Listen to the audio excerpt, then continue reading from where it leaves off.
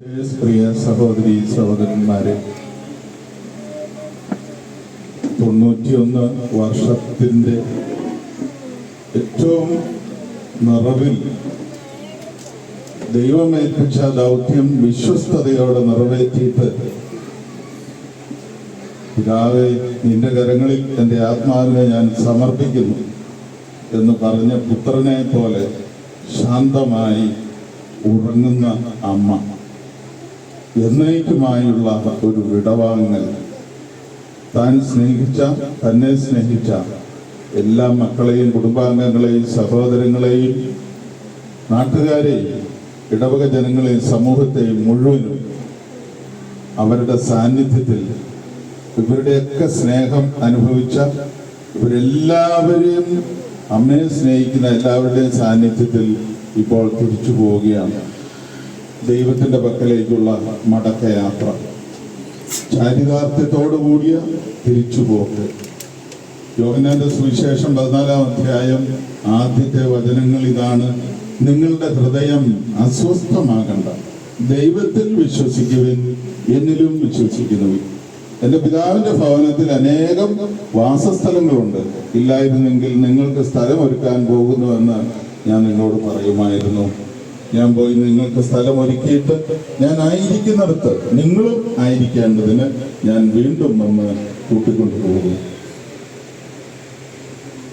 Covid കാലത്ത് ജീവിത പങ്കാളി നിത്യസമ്മാനത്തിനായി വിളിക്കപ്പെടുന്നത് വരെ ദൈവം ഏൽപ്പിച്ച ആ കുടുംബ ജീവിതത്തിന്റെ ഉത്തരവാദിത്വം ഒരുമിച്ച് പരസ്പരം കരം പിടിച്ച് ദൈവത്തിന്റെ പക്കലേക്ക്, ദൈവത്തിന്റെ കരം പിടിച്ചും തീർത്ഥയാത്ര നടത്തി.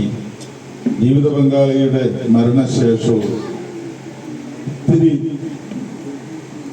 വേദനയുടെ, സഹനത്തിന്റെ ഒക്കെ അനുഭവങ്ങളിലൂടെ അമ്മ പോയപ്പോഴും കൂടെ നിന്ന്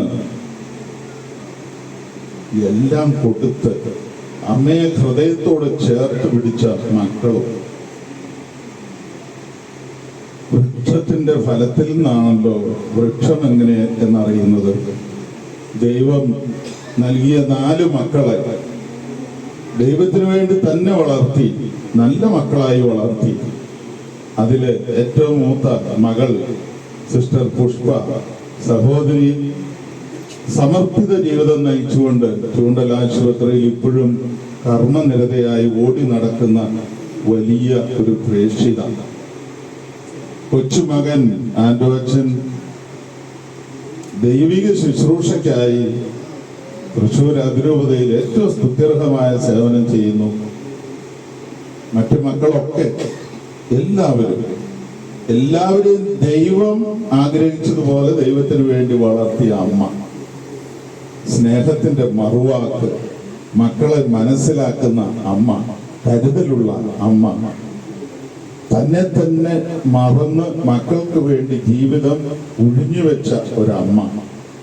ആ അമ്മ ഇനി ഒരിക്കലും തിരിച്ചു വരില്ല. തിരിച്ചു വരാൻ ഒരിക്കലും ഈ അമ്മ ആഗ്രഹിക്കുകയുമില്ല.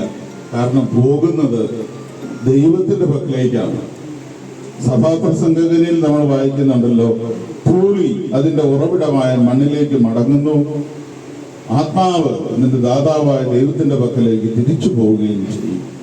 ആ തിരിച്ചുപോക്കാണ് ഇപ്പോൾ. ദൈവത്തിന്റെ പക്കലേക്ക് തിരിച്ചു പോകുന്ന ആത്മാവ് ഒരിക്കലും ഇനി തിരിച്ചു വരാൻ ആഗ്രഹിക്കുകയില്ല. കാരണം ദൈവസന്നിധിയിലേക്ക് ദൈവം വിട്ട അതേ ദൈവത്തിന്റെ പക്കലേക്ക്, പിതാവിന്റെ പക്കലേക്ക് അമ്മ യാത്രയായി കഴിഞ്ഞു.